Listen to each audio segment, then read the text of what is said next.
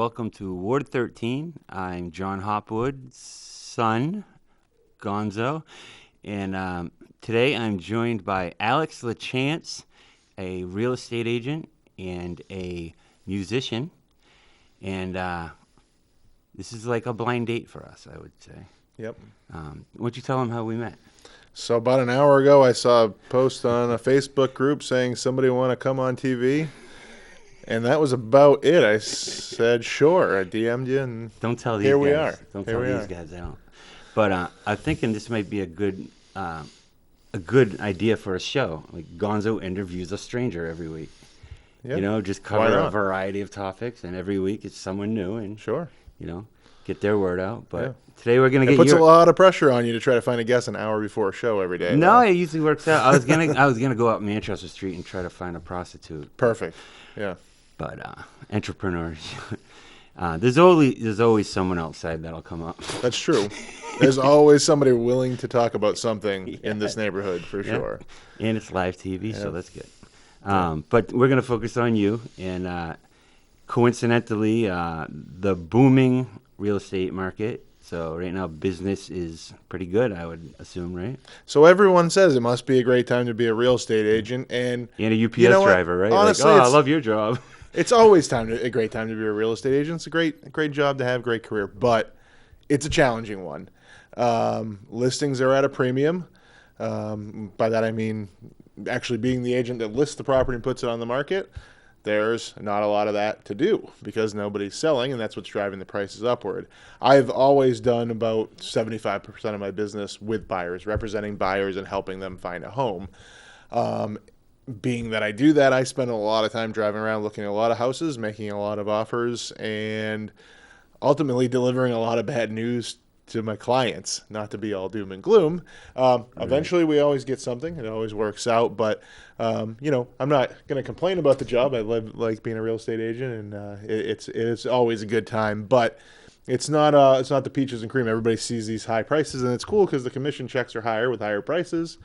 But it's a lot more work to get a buyer into a house in a market like this. See, what I would hate to be a real estate agent because I would always have to be groomed. Like, it seems like you get nice fingernails. It seems like you're ready to go on call. That's the ready first. to roll. I can't wait till my wife sees this and finds out that you said I have nice fingernails. Well, That's probably in contrast. you But know. I mean, it's. I don't know what words I'm allowed to use. I was going to use a phrase that I was taught by my mentor that got me into the business, Randy Rush, regarding real estate. I'll change the word. There's a butt for every seat. Right? Oh, you can say ass. I can say ass? Yes. Okay. Yeah, he always said there's an ass for every seat. And that was probably the best advice I got in the business because you don't have to be groomed. You don't have to be anything except yourself. that's true. I put on a sport coat today. There's just a T-shirt underneath it, and there's jeans below the desk. I had a closing, so I always look a little more. I try to look a little more professional when I go to a closing. Most of the time, I'm in shorts and a T-shirt, and those are the types of clients I work with. They're other shorts and T-shirt people, you know. I just left the sport coat on because I found out I was going on TV, and I showed up, and He you're says covered he's in paint wearing and a T-shirt. He says he's wearing jeans, but he's not. He's wearing boxers. I'm not wearing any pants. There's at no all. proof No, of the zero pants. That's funny you say that because I did notice. I'm like, I hope you didn't get all dolled up for me. No, this is just how I was walking around today. This But is like- usually I'm not. This is this is my Sunday best right now. Like, this is a clean T-shirt I bought at Rite Aid. So, But I think the point you just made is great, though. Like, you think I'm dolled up. There's people that walk around in a three-piece suit every time they go out to sell real estate, and a lot of people are put off by that. tools, yeah. You know, it's like that. Who you're trying to pretend you're somebody you're not. We're not all Ryan Serhant from $1 Million Listing. Like, I spend my average price point last year was $220,000. Right. I spend most of my time working with blue collar people, helping them get their first house. Right. A lot of fixer uppers.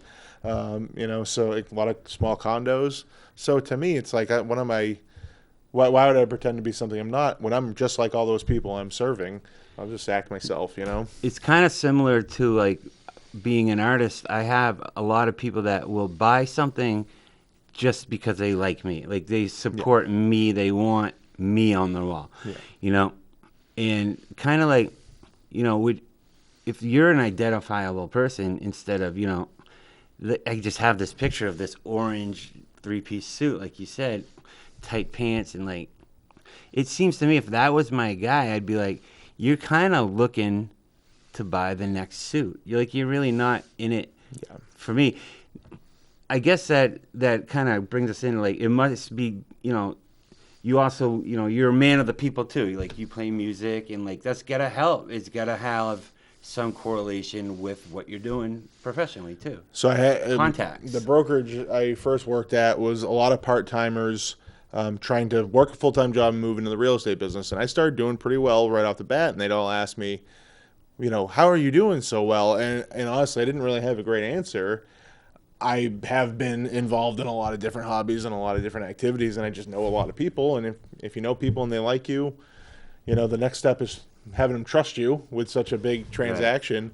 Right. But that's really it. I mean, just being involved in a lot of stuff. Typically, like, if you were to like Google what a percentage is it like a 5% take, like a commission? And so I know that some people which is baffling to me that they can ask you to not take commission on something, but is that a common thing? Well, I always have to clarify this legally. I had to say commission is always negotiable. I'm not allowed to imply that there's a standard commission. With that being said, most of what you see out there in the market for listing commission, it tends to be between 4 and 6 in this area. And as a buyer's agent, you're usually getting about half of that. So when the way it works is when somebody comes into your house and says, I'm going to help you sell your house, they tell you, I'm going to do it for this commission rate. They then take that commission and offer to split that with any buyer's agent that shows up with a buyer. Oh, okay. So they do it different ways. I mean, in this market where, the listing agents aren't getting as many listings as usual because less people are selling, they're sometimes taking more of that cut, but it's okay. And then some agents out there do charge the buyers. They say, hey, I need to get a minimum certain amount. Mm-hmm. And if that listing agent isn't offering that amount on that house, the buyer's asked to make up the difference. I have never done that with any of my buyers. Little sales pitch for myself. I always take whatever is offered. But I guess you have to be like a hot shot to be able to pull that kind of card. Not necessarily. I mean, results. I think I'd be perfectly comfortable asking for that. I just don't want. I feel like I bring that level of value. Mm-hmm. But my take on it is these buyers are having a hard enough time as it is. Why am I going to put any more financial burden on them? Now, so would you say you represent mostly buyers, or are you like 70-25? Historically, it's been about 75% buyers in my business. Okay, so you're trying to get a house. You're on the other end right now. Yeah, I mean, I'm great at both, and I enjoy both, but I like the buyer side a little bit better because what I am is more of I'm not a salesperson. I don't have to sell them anything. I'm going to get paid no matter what they buy. Right. I can be more of a guide and say, I can walk in. I love walking into a house and tearing it apart, and telling you, this is what's wrong here. This is what's wrong here. You're not going to like this, and helping people find the house that they really, really love. Oh, the payoffs got to be great. Like when they're just like, you give them those keys, man. Oh, it feels great. I just closed with a client this morning. Golden Retriever. He bought a multifamily in Concord, and he's going to have barely any mortgage to pay himself because he's going to rent out the other unit and live in one of them. And I mean, he's 24 years old. He's setting himself up for such a great financial future, and he's just so happy. And it's great to see people that happy. And I become friends with a lot of my clients on Facebook. Yeah. I see them playing in the yard with their kids. I see their renovation projects. I just see all the joy that house is bringing them. And it does feel really good to be a part of that. Unfortunately, you must get that one, unfortunate event where like, bro, there's mold in here. You didn't tell me that. It's like, but that's not really on you, is it? Yes, I mean, so it is, but it's not. It's up to the seller to disclose any known defects in the house. And we always recommend you get a home inspection. Right now, a lot of people are waiving home inspections as part of their negotiation, and it's unfortunate. What I've been doing lately is trying to get people to waive the home inspection contingency, but still do one anyways for peace of mind. Then if they find something major, the worst case that's going to happen is they pull out and they lose their deposit. It's always good to pull out everybody. Yes, Remember 100%. This is starting a family. Yeah, one and done for me. But Real estate. I'm like, what was I talking about? We talk about sex. Got the dirty brain going. But yeah, I've had one example. I had a client call me a couple months after she moved in. Well's dry. There's no water. The water in the well. Yeah, no water. And she had the well company that had their little sticker on the well cover come out, and they said, yeah, we told the seller last year they needed a new well. Was never disclosed to us, so she went and got an attorney, and the attorney got the seller to pay for most of the well. She didn't get all of it. She could have gone to court, but it wouldn't have been worth it. So yeah, there's definitely things that happen like that.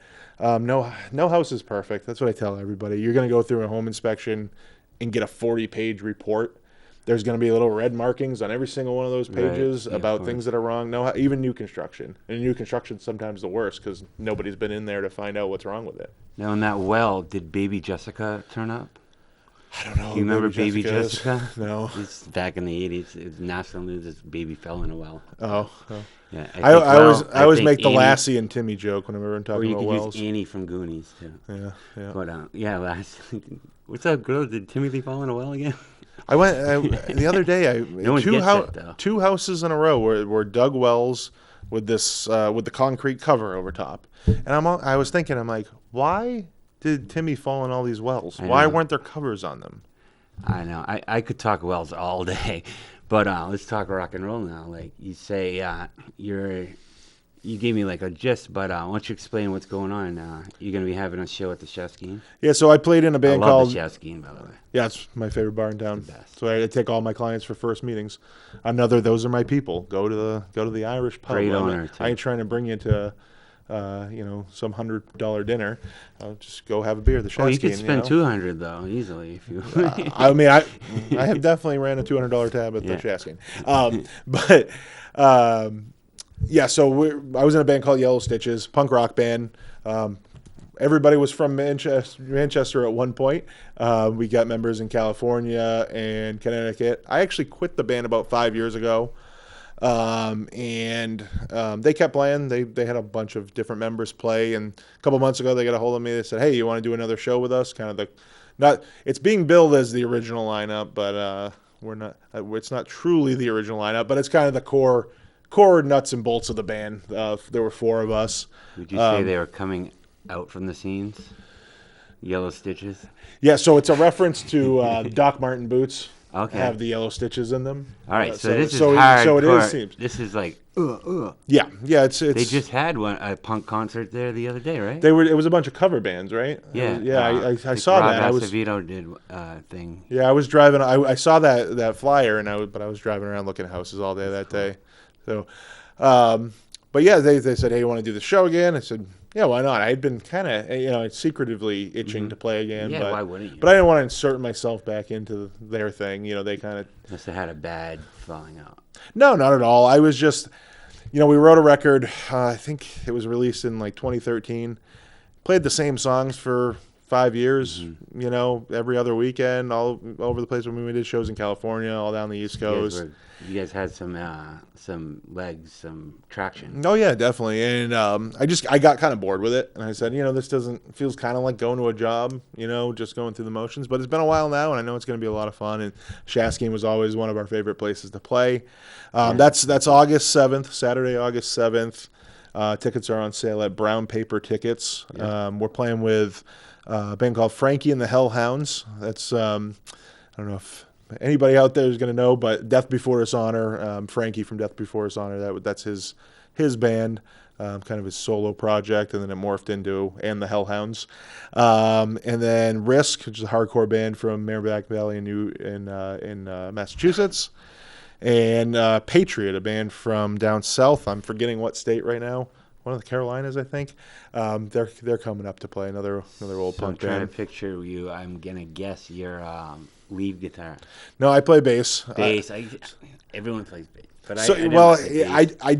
I'm not really. It was funny. I Bass was seems thinking hard. when you introduced me as a musician, I'm like, I think that might be the first time anyone's actually called me a musician. Dude, own it, man. Yeah, Like, own years it. years ago, early 2000s, a friend of mine said, "Hey, I'm starting a band. You want to play bass?" I said, "I've never played bass before in my life." I said, "That's fine. It's easy. I'll teach you." So he basically came over with his guitar and pointed to which strings that I was supposed to play, and yeah, and that's I kind of learned how to Brandon, play get a bass. shot of me doing that, please. Like, All right, thank perfect.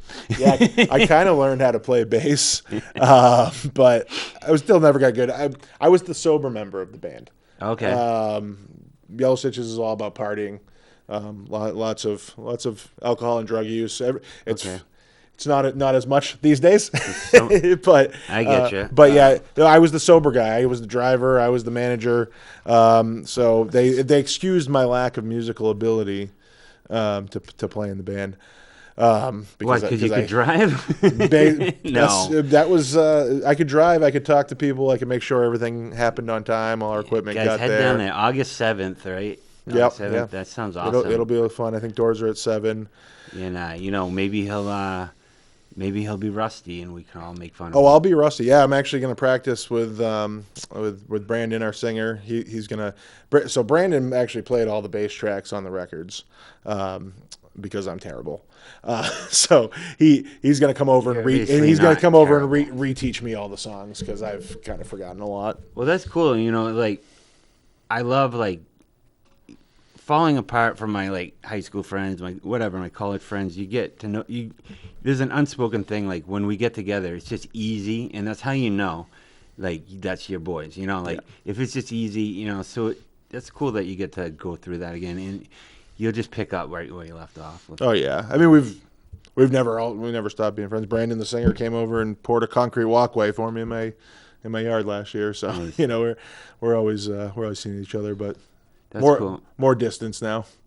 Yeah, well, yeah, like you're like, I'm not good, but see the thing, this is what happened to me when I was in a comedy show. I was at a comedy show in New York, and I'm with my wife, and the guy's going around, hey, what do you do? And he's heckling, making fun of people, the comedian. And he's like, what do you do? And I'm like, I sell furniture at Bob's Furniture, and my wife goes, he's an artist, and I was like, I'm an artist.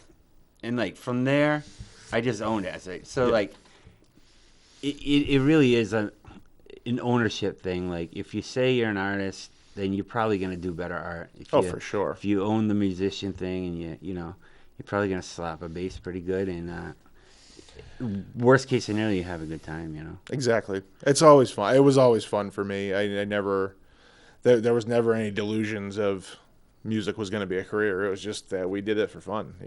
Now you're married, you said? Yep. Yeah, I'm married as well. How long have you been married for? 2013. We got married.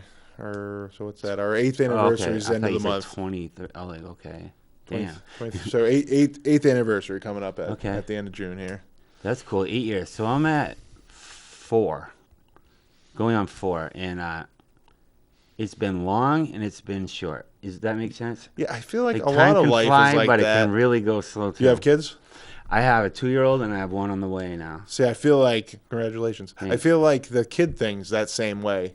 Like I barely remember life without a kid, but also it's like she's 4 already. How'd that happen? Isn't that you crazy? know?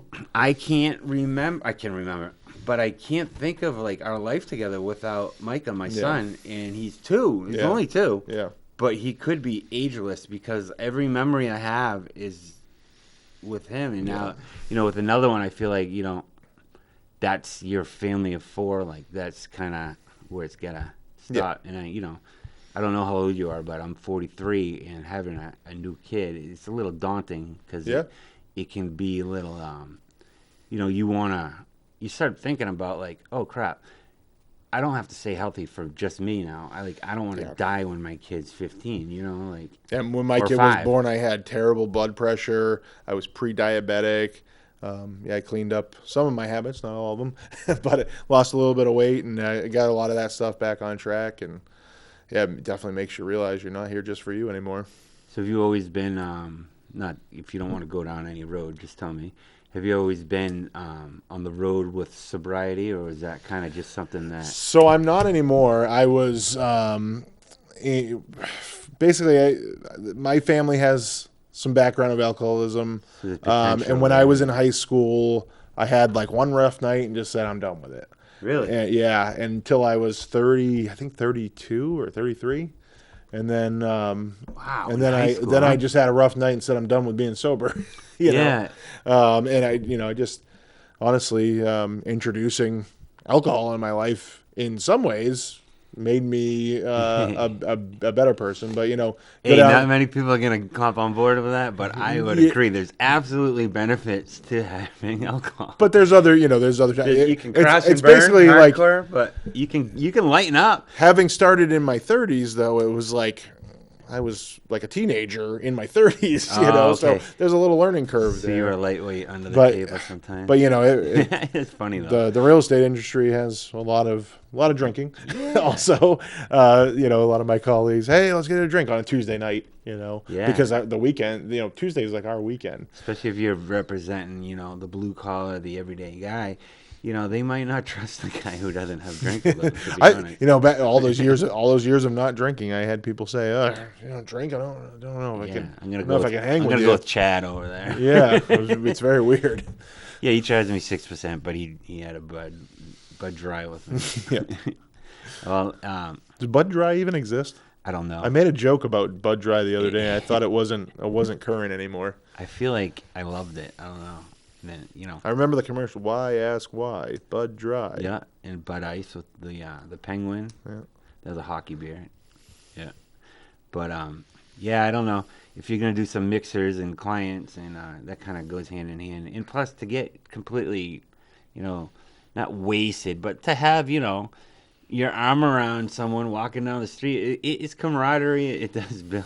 This is a very pro drinking episode. Just 3 in the afternoon. I mean, obviously, on a Wednesday. Obviously, alcohol can be a terrible drug. Yes, and yes. it can ruin lives, and it's dangerous. But yeah, a couple to loosen up.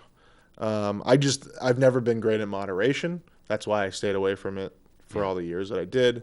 And then I felt kind of responsible enough, and I felt like I gotta do something to take the edge off. I feel like Jägermeister is a big punk drink. Am I right? Or Never- whiskey, right? Yeah, Jägermeister has never been my thing. There's a band, Murphy's Law, in New York, that the singer Jimmy always had Jägermeister on stage, and he would always share a bottle of Jägermeister with every. That's never been my thing. Or like Maker's Mark or something like that. Yeah, I'm a whiskey guy. Yeah, so that's Kind of any whiskey. Makers is definitely one I pick up. I go the Scotch route sometimes, Lagavulin and So I'll pick McClellan. your brain. You say you have a 4-year-old. You have a 4-year-old girl or a boy? girl. Okay, so that's different than I have a boy. That's all I know. But See, I hate go ahead. this is an issue that not to jump down your throat, but an issue that fine. always gets to me. Boy and girl at that age, who really cares? no. They're all they're really like a This is girl. A getting girl good. can play with trucks. A boy can play with dolls. Like it doesn't really matter. Yeah. No, just kidding. I mean, I'm joking. It doesn't. I mean, we tend to, we tend to enforce the stereotypes that we were grown up with. My daughter plays with mostly Frozen dolls and Right. princess stuff, but like at the same time, like it doesn't. People always get hung up on boy and girl. Like I don't even the whole gender reveal thing. I'm like, why do you care? It's gonna be Right. your kid. You're gonna love it. Well, the reason You I know? said that because all I know is having a boy, and he's a boy's boy. He's the truck. He's just such a meathead boy. But Norm, the guy who does the show after this, Norm the psychic, predicted before my wife was pregnant that I would be having a daughter. So I have it in my head. And by the way, I never found my keys under the seat, Brendan. So I lost my keys. And he goes, they're under your car seat. I mean They that's weren't, that's like I mean, one guess was a 50-50, and the other one's like probably a 75% chance You you were lost. trying to have a kid too. It's like so he's like, yeah, but that's I funny. want to stick around and see this psychic in action. Have you ever heard of him? No. Oh, he's been doing this for 30 something years. He's Does he have people call in? He has an entourage that comes in with him. It's oh yeah, they call in all the time. Oh, by the way, what's the phone number? What? I think it's right in front of you. Oh yeah. It's on the screen for viewers at home, though. Oh yeah. So If you call say it in, now, everybody. Wait, if you say it now, it'll be on the replays, and people will be calling. Like Okay. Call anytime you see this on the replays. I'll be here. 640-3091, but only on Wednesday at 3. Perfect. I mean, who's going to answer if I don't know. I don't really. if it's the replay?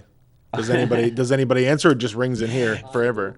And I'm gonna tell people. That's it's not great. live. What you can do, when I leave here, I'll give you my phone number. You can call me, and I'll sell them a house. There you go. Perfect. You Brilliant. can tell your number right now if you want. Brilliant. 603-731-7423 if you got any questions at all about real estate. And I always throw this out there. I don't care what you got. Like if it's not, it could be out of my market. It can be out of my license jurisdiction. I'm licensed in Massachusetts and New Hampshire. But just call and talk. I'll get you to the right place. Yeah, I wake up every day and I'm like, who can I help?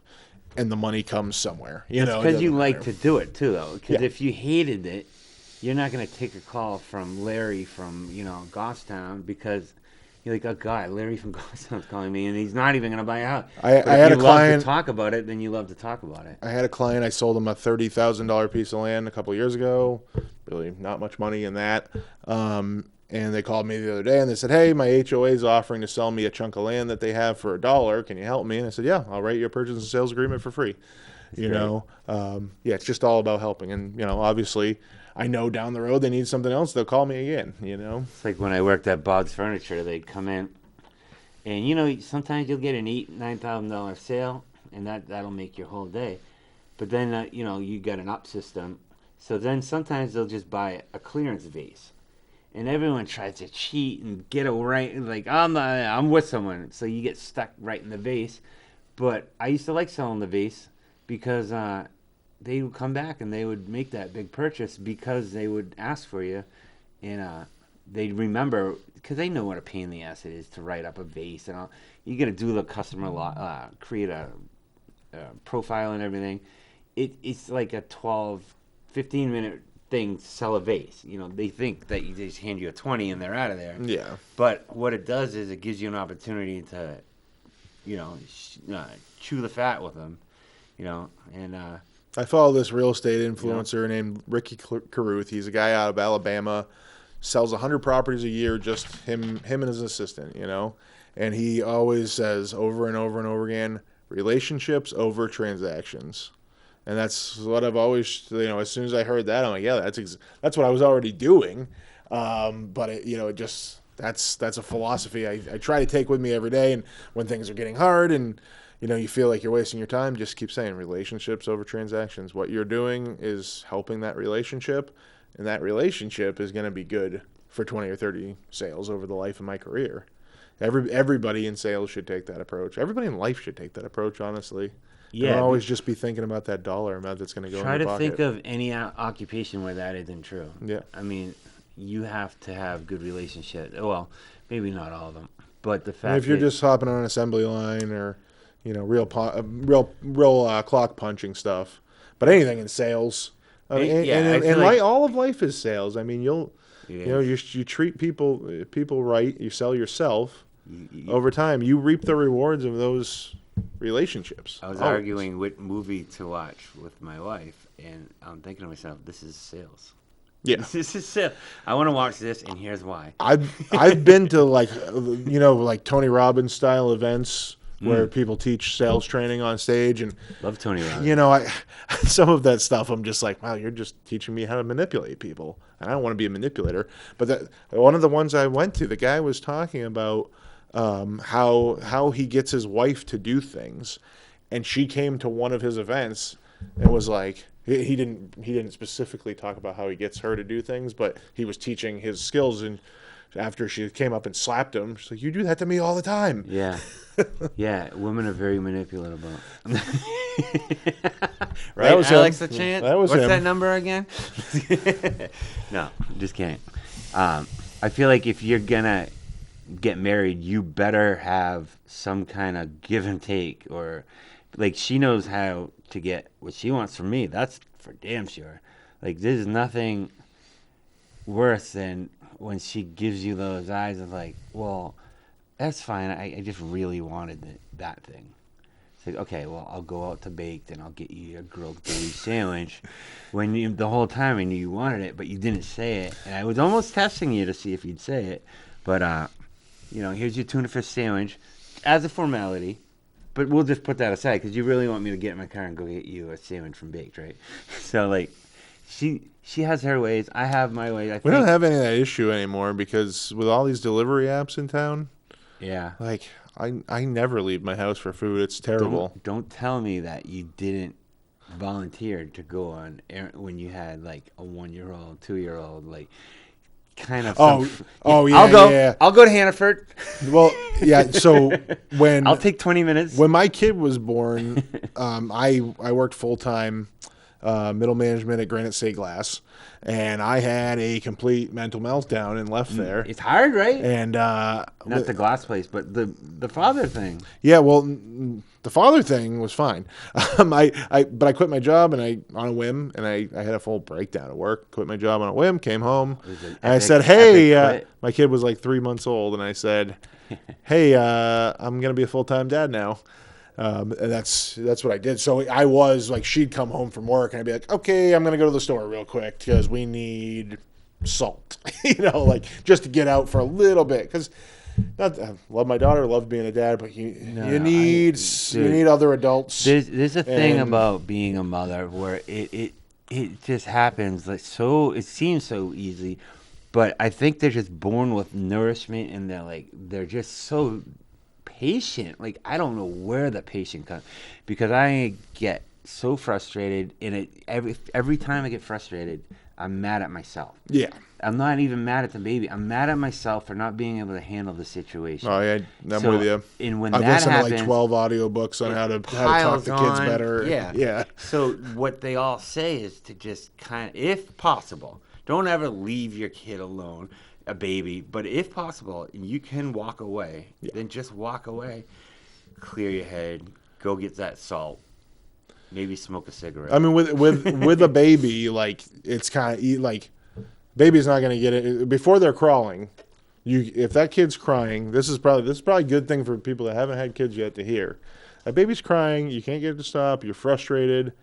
Just put it in the swing, in the boppy pillow, whatever it is that they're safe, and just go in the other room. You're not going to talk it down. And breathe. Yeah, there's no reasoning with a baby. There's no reasoning with a 4-year-old. You know, right? Yeah, it doesn't get any better. So that's it. Yeah. But now they can run away from you and they can throw things just like you can. That's what I was going to ask you, actually. They say terrible twos, but I hear 3s and 4s is the new 2s. Yeah, I don't think the terrible. I don't know if the terrible 2s was ever real, but yeah, 3 is when she really started seeing what she could do. Yeah, what can I get away with? Like now it's turned into tantrums. Like if she just doesn't get what she wants, and I've had like my kid has had a better life than me or my wife. Like she's done more and traveled more and has more stuff than me and my wife probably did. Not that I had a bad childhood, but that I probably did my whole childhood. Like just because we both work, we both have good jobs, good careers, but now she's getting spoiled. I hate to say spoiled, but like she's probably getting spoiled. She'll tell me. She has so many dolls. I mean, we'll pull out like she has like 6 Elsa dolls. Like she has Elsa as a child, and she has Elsa's parents. Like what kid has Elsa's parents?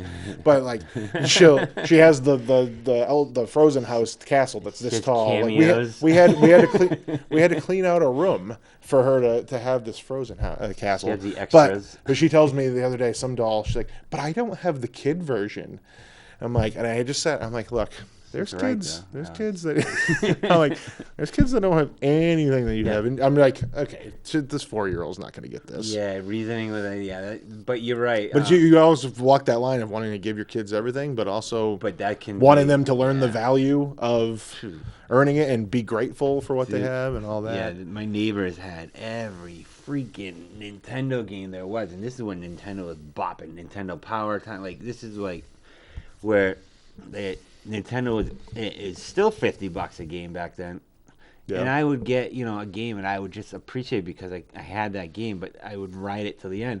But these guys had Mega Man 3 before even it came out, and I was just so jealous, but they did not care. And I would wonder why they would just throw their games on the ground. And they were big fatties, too, so they would just step on them. And their dad would be like, look, honey, broke another game. And I'm thinking to myself, wow, maybe I should take it. I could probably fix it and use it. Like, these kids, like, they were saturated with plentiness. So I was late. I remember I was late to getting the Nintendo, but the only reason I got it is because my eye doctor told my parents that the Nintendo would be good for my eyesight. Notice how I still wear glasses to Great this day. idea, though. Bless his soul. Yeah. It was amazing, Yeah. but He might be right. I mean, he wasn't, because I still wear Well- glasses. I have like 20 over 140 vision or something. but the terrible. hand-eye coordination thing is a thing, Yeah, I'm still very awkward. right? I don't know. So you're, But yeah, you're that- always awkward then. Yeah, Yeah. I'm not really. I have no coordination. Really. Try drinking whiskey. I can do that. I can. Yeah. I'm very good at the 12-ounce curls. No, you got 8 years into it now. So would you say that's your ride or die? She's got your back. Yeah. So my wife, what I always say about her is, it's so easy and perfect with her. I'm not easy. I'm probably Nah. She has some rough times dealing with me. Well- but I always say it's if we ever split up for any reason, I wouldn't even try again, because if this isn't perfect, nothing's perfect. I have a theory on that, though. The reason why, so temperaments and all that, emotions ain't boring. Okay, there's something about you, and there's something about me that my wife is just, for some reason, like again, she's the perfect one, and I'm like, the I don't know, the non-perfect one. But I have a feeling that if it was someone else, then she'd be like, well, this is boring. Yeah. Well, I mean, I'm not saying like she likes it when I lose my mind. but it's passion, right? There's negative Yeah. passion and there's positive passion, Yeah, you- right? Like the reason You that can't fake it. yeah, I mean, like, yeah, I get angry. I Yeah. have anger problems. That's Right. that's my flaw in our marriage. Well, is good for you to I get admit that. I have Alex. anger problems, Not many and people will and, say that. and that's my big flaw. And she really doesn't. She's the opposite. She keeps me grounded. Going back to the kid subject. Now I see my kid throw tantrums, and I'm like, oh, I just never grew out of that. That's what it is. Yeah, and like I've noticed like kids will do some quirky things and like kind of like snobby, and I've been told like I'm kind of a snob. Like people are like, well, why didn't you shake that guy's hand? I'm like, I didn't I? Like, no, you look completely disinterested in someone. I'm like, oh, I'm sorry, and then I'm not really sorry. So I can see why my son will kind of just look at someone, just kind of like dismiss them right away. And I'm like, oh no, I've poisoned this kid, and he's got a longer road ahead now because of what I genetically gave him. And I do feel guilty about, like, I can only imagine. He's 2. I can only imagine how it's gonna go. So you must feel like, Yeah, oh God, so let's nip this, or but then- let's enjoy it. Like, how are you gonna? But go then think forward about with the it? things that you do, the positive things that you do that are going to influence the kid. Oh yeah. That But you don't that a follow lot of that. other parents didn't. And when nobody's perfect, there's no such thing as a perfect parent. Well, no one.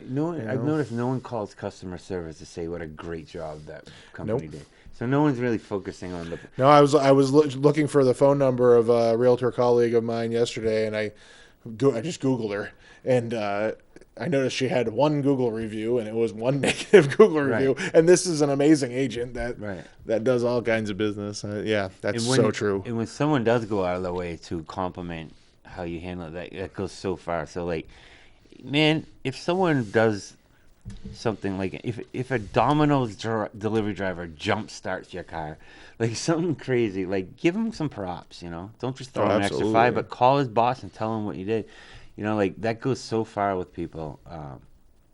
That's the thing. Like, no one's telling you, yeah, you did a good job instilling qualities in your son. They're saying, well, no, that's your job as a dad. So like you get that kind of, Yeah. and then if you lose your temper in public at the mall, at the Orange Julius stand, not to be specific, all right?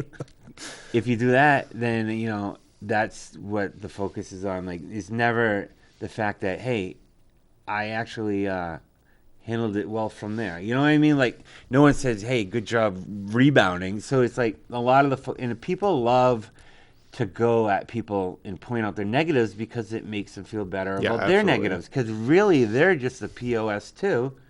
We're all POS. We have POS qualities, but it makes us feel better when we see someone else. Like, honest to God, The internet has made that so obvious. And the thing you have to look at when people critique you online is like, that person's life is so miserable that they took the time out of their life to rag on something that I was doing, you know? it's hard to take though because like It is, but you got to. I think I ripped this off. This isn't my original content, but I ripped Gary Vaynerchuk. I don't know if you follow him at all. I like him. He Gary talks Vee, about right? yep. He Yeah. talks about YouTube sensation. to looking at anybody that's negative towards you or hateful towards you. Approach that with empathy. Just be like, that person is hurting so much inside that they've got to take it out on you. Yeah, but come on, Alex. Like, that's so hard. Like, I was Oh, it's hard, yeah. for I was sure. outside this morning doing my touch-ups at my mural, you know, and some guy's like went out of his way to stop, and he goes, "Hey, you do this?" I'm like, "Yeah." Because most of the time they're like, "Cool, awesome, thank Right, you." yeah. He goes, interesting. I'm like, so I yelled at him, and, and I'm like, "What's this? Do I answer it?" It's not in here. Oh, am I getting? Is that your phone? No. Are you getting Skyped? I turned all my volume off. That's the sound of Skype. Is your computer? I Yeah. don't know why Skype's Oh, not wait. It's my computer, probably. It sounds like I don't know. I don't get Skype, though. It's coming from the database. Yeah, just ignore it then. Okay, that's easy to do. Ding, ding, ding. We'll just make a beat out of it. And you would be like, raw! Yes, we won't do that on air. Yeah, you're not playing. So when on August Last time 7th I was in a Access studio like this, I forget where we were. One of the W towns down around Boston. it's pretty cool in Waltham. here, huh? Well, It's Yellow bigger Stitches and- actually played on some local. Maybe it was Danbury. My first time in remember here, where we I were. was impressed about the size of it and like the legitimacy of it. Like Yeah. it's a studio, you know, and the radio station's right downstairs. It's pretty cool. Yeah, maybe you can come on the radio show. We'll plan it. You come on and plug your show, you know, because Yeah. you know. So you got a radio show too? Well, I don't have one, but the great Peter White. I was telling you about the morning show. So that brings me to what I was gonna say. So I go on Fridays, and I'm like, I toe the line. You know, I kind of make like, you know, some jokes that are legally okay on the radio, but sometimes, you know, people are just like, he's so off color, you know. But at the same time, they freaking love it. So screw them. But see what I'm doing?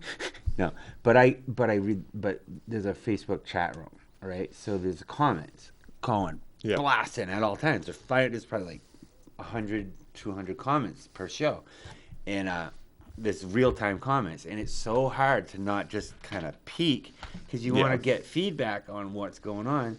But my friend told me it's the same 20 people, and they're either with you, like, no matter what you do, you're always never going to win that person over. So, but it's hard to watch comment because what it does is it impacts your performance on the show live.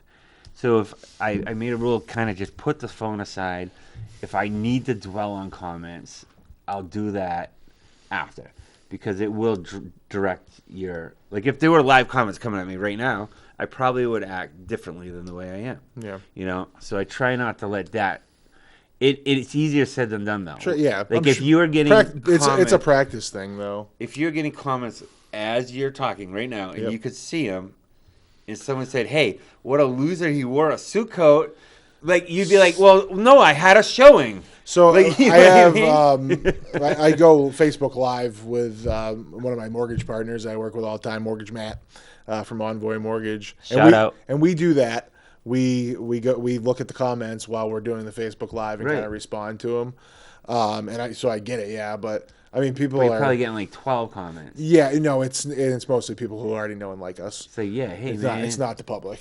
cool. Yeah, it's not the public. So this guy comes on where he's like, "Hey, did you do that?" And he's like, interesting. And I'm like, first I'm gonna handle it well because it was right outside. The city hall's right there. It's like, you know, I'm like, yeah, it is interesting. And you know what you are, you know, and I'm like, okay. I mean, And I calmed interesting down. doesn't necessarily mean bad. I Well, know there was some tone. I know, there's there was way some worse. tone involved there. It's but way worse. yeah, He could say it looks like dog crap, Yeah. and I want to yeah, throw up right that now. sucks. Yeah, It's garbage. Yeah, bottom line, like, do you do that? It sucks. Yeah. That's hard. That hurts.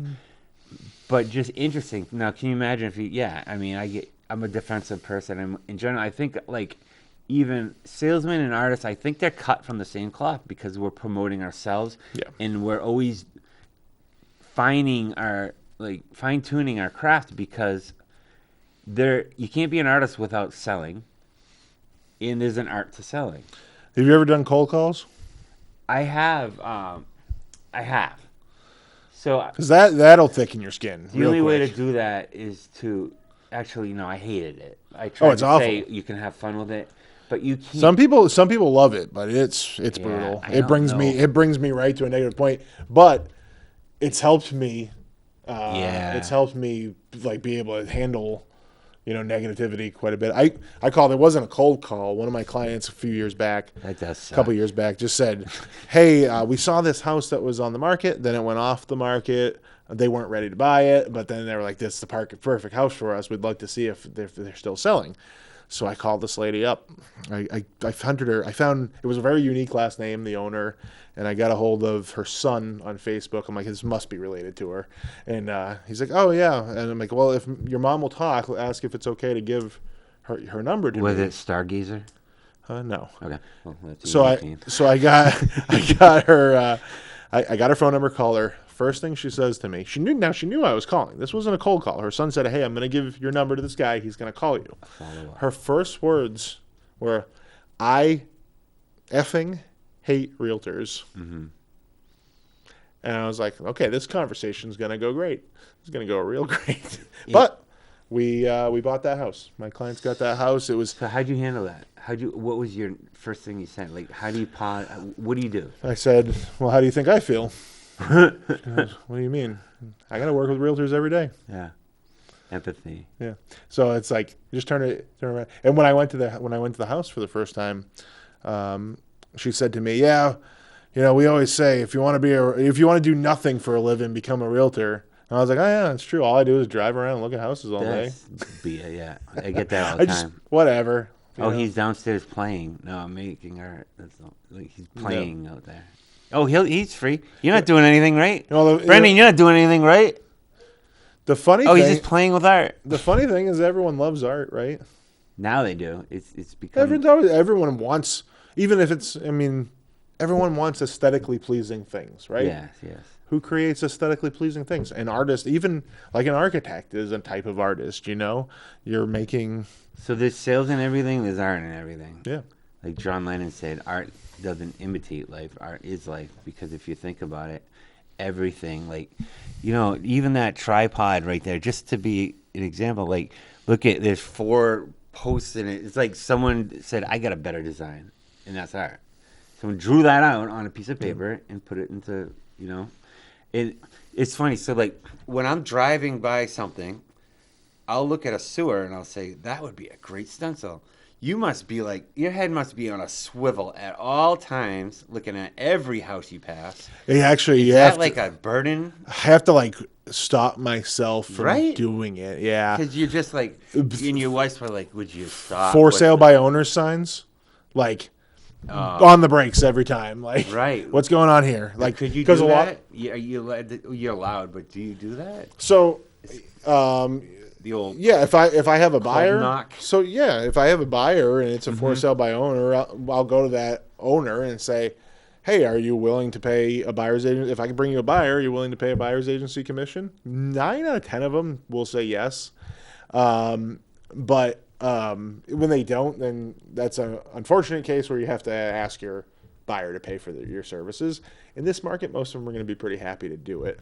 I've never had to do. Actually, the one lady who said she hated realtors, I did have to charge my client, but I charged him a very small amount because I was also selling his house, so I made the money there. Yeah, what that lady doesn't understand is you wrote that down, you planned it, it was in the back of your head, so you were looking forward to that call, and how deflating is it to treat like that response? It's kind of like I just have learned to know that a lot of those conversations are going to go that way. Real estate is A lot of teasing, of hearing no's and a lot of failures. I mean, I had a deal fall through today just because the buyers got cold feet. They just didn't. They rushed into a house and then decided they didn't want it. It's like having a crush on a girl and her dating your friend instead. And it's like either a big chunk of money or it's zero. There's no in the middle at all. You're not getting an hourly. Yeah. No, it's zero or a lot. And at first it used to drive me nuts. But now it's I just take it in stride. Part of it, yeah. Just take it in stride. So what about getting screwed over? What's that like? On like, yo, I thought I was your guy. Oh yeah, what the hell are you doing, lady? It happens. Like, why are you going the Ferrigno house? From I Love You Man. The thing for me is like, I'll if somebody uses somebody other than me, somebody that's like in my wheelhouse that I, thought that would be my client, they would come to me. I approach it in one or two ways. Either I did something wrong, and I need to analyze that and see what I could have done better to serve them and kept them as a client. Blah, blah, blah. Come on, man. That's them screwing you over. Or I'm just not the right, I'm not the right fit. Because the personality is very important. And I tell this to everybody. Right, I guess. I said, you need to work with a real estate agent that you gel with, that like you could see yourself hanging out with and be friends with. Not just the person that can execute, not just the person that knows the market and knows how to get a house sold or knows how to help you write a good offer. You need something that you're also going to be friendly with, because we're going to go through some rough times at maybe 6 a.m. before we go to work. We're going to be on the phone trying to solve some miserable thing, or 10 o'clock at night. I mean, I just had clients drive in from Arizona homeless because something went wrong with the house they were selling in Arizona, not the one that I was getting for them here. And I met them at they rolled in, stayed at a Motel 6. I met them first thing in the morning. We got their problem solved. We got them in the house early. But yeah, it's hugely personal. Like I'm like going in, giving you the place to live, Have you ever seen Jerry Maguire? Where Jerry Maguire, I don't think I ever watched that. So we go through this whole process of getting this guy Cush. He's his guy. He does all the things. This is one guy, but he goes with the bigger guy at the end. And it's because he's like, Jerry, I didn't know how to let you down. And I feel like that the pussyfooting, it's amazing it's happened to how me. they will string you along by avoiding one hard conversation. Yeah, it's happened to me. It's happened to me quite a bit where you must be like, just tell me, please. Just let me know. I'm no hard feelings. Like I'm not, literally never like whatever. The thing I look at with real estate is like whatever you think is the best thing for you and your family financially and for your happiness, go and do that. But I like you, Alex. I like you. Well, if you liked me, you wouldn't have made me like, I don't know. Now I feel stupid talking to you right now. You know what I mean? Like, and I bet you that's a lot of the cases. Like people just don't know how to break up with someone. Yeah, it's a 100%. They don't want to tell you the bad news. Yeah, what's up? And with that? You always get it by text message too. Yeah. The one that the client pulled out of today, it was via text message, and I picked up the phone. I'm like, hey, it's okay. Like, just tell me what your thoughts are. We'll get you out of this. No big deal. Guess what? They knew the whole time. This wasn't just an aberration out of nowhere. It was a case of they didn't want to tell you. It was a case of they like you. No, it was a case of one of them really, really wanted the house, and then the other one didn't really, and she did the same. She did the same thing we're talking about. The guy or the girl? The wife didn't want it, so they pulled out. Who won? The wife won. Basically, I mean, I think So the guy's not I- stupid. I don't think there was a winner or loser there. It just wasn't right for If a both. wife puts the screws, It wasn't right for both. Nobody should buy a house. I've said this before. Never try to like. If we go into a house, one of you likes it, one of you doesn't. The one who likes it should never convince the one who doesn't like it to move in, because when you finally get there, you're going to resent each other. Yeah. Excuse me. You're going to resent each other And, forever. And but you'll And it's a sell it. 30-year commitment. But I'll sell it. Well, right. No, I try really hard not. You've told people like don't buy this. Oh, many times. I had a client last year who coming up from Massachusetts. He's looking at all the houses going, these are so cheap. These are great deals. And I'm like, no. This is not the house you want. Like, let's keep looking. We got them in a place they absolutely love. I tell people all the time if I think they're making a bad choice or an offer that's too high. I mean, if ultimately you still want to do it after I tell you it's a bad idea, then I'll help you do that. Right. But if I think it's a bad idea, I tell people I like a commission check. I need money to survive and to pay for things. But I also need in 6 months that person to still like me and to still, want to come back, want to send their friends my way. And honestly, I've had people that I've talked out of sales who I sold them nothing, and they've sent me 3 or 4 people later. So it's always better to not make the sale than to force it. Well, I'm glad you took a leap of faith and just answered it. You probably saw the post and you're like, this is weird. I saw the post and I This saw is kinda like creepy. 8. He probably wants me to get in my underwear and take pictures of me, right? Yeah, I was like, But I was like, legit. I was like, as long as he tells me we're meeting in a public place, Yeah, I'll be very okay. public. I'll be okay. This is legit. And I didn't even think about that. To be honest, I just thought Your hey, post, I'm gonna your give post someone... was very cryptic. Was it? Yeah, I was like, is this for real What or did not? I write anyway? It was like, if you guys want to meet me downtown. You were like, if you want to meet in the alley behind margaritas, Yeah. No, I mean, you know what? we're gonna walk over to Manchester Street. It got by the guards too, because that's a group that is hard to get a post through. Sometimes. Yeah, I've tried to make posts I there that gotta- like it's something urgent and it got a doesn't go guy. in for hours. I got a guy. I'm not gonna give him up, but he's my guy, and he'll throw it. Sometimes not. He's like, we're not. I'm like, this is an opportunity for someone. That's all. That's all I say.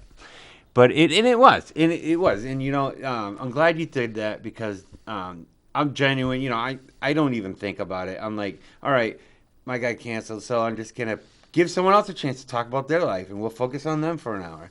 So and it gave me the idea that maybe I can do this every time. That's kind of a good idea. Yeah, why not? And I'll get to know people. I'm always trying to meet new people. Like, I mean, there's enough people who have something that they want to promote just downtown. Like, you Doesn't could walk into everybody, any though? one of these buildings. is there not one person out there that's passionate about something they're doing? There's a lot of clock punchers that just Yeah. go home, they watch the football game, and They that's fart about a it. lot. Not that there's anything wrong with They that, but They fart on their wife. there's many people who would not want to do this. That wife. My wife owns a business, and she should always be promoting it, but she would never respond to that post. And She would come in never. here Oh, and do because that. it's yeah. I was kind of looking for a girl to come on too. No, I'm just kidding. My wife. I told you about the prostitute idea. And my wife Yeah. goes, "Don't give her more than $40." I mean, she just I wants go, you. "I'm not unless she services." I was me." gonna say she doesn't want you to get the full girlfriend experience. No. What the heck? But I'm like, it's not. I'm not gonna waste this girl's time though either. If she did come on, I would have paid her for Yeah, her it's- time. yeah. And I would have asked her questions, and I would have got. See, we've had homeless people on the show, and we get answers. So here's the thing about that though. People out there who watch this show will want to know about Alex, the real estate guy, because they didn't know about. And it's good that you're transparent. We all struggle with our family life, and we all struggle with our professional life. But the thing is, if we can just kind of bounce back, go from there, But how do they get a hold of you again? If they like you and they want to, I like this guy. I'm pulling for him. How do they get a hold of you? I have a website, alexlachance.realtor. That's Mm-hmm. the whole website. Or 603-731-7423. Find me on Facebook, Alex LaChance Real Estate Agent. Instagram, 603_real estate. TikTok at 603 Real Estate. I've been having a lot of fun on TikTok lately. Cool. Yeah, but just reach out, shoot me a text, a direct message on any of those social media platforms. I'm always happy to talk to people.